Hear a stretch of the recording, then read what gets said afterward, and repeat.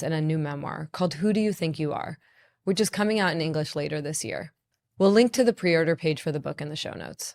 For some context, Yuli and I spoke just before the horrific attack on the Hanukkah candle lighting at Bondi Beach in Sydney, Australia.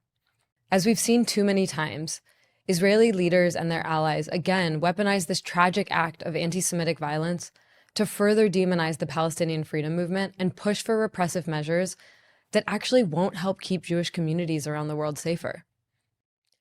Yuli and I spoke about how the fear and racism and militarism in Israeli society have led Israelis to commit unspeakable crimes against Palestinians and have condemned everyone in the region to a more unsafe and unstable future. Speaking of unsafe and unstable, I couldn't introduce this episode without also mentioning another terrifying ripple of the genocide in Gaza: the US attack on Venezuela and the kidnapping of their president. It's an event that may seem unrelated, but is actually deeply connected.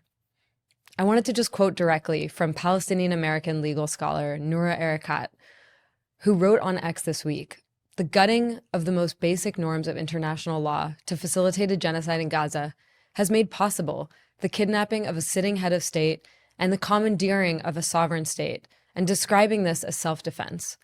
The atrocities committed in Gaza cannot be contained," she wrote. And it's really no surprise that Israeli Prime Minister Netanyahu and his allies are cheering this on and calling for Iran to be next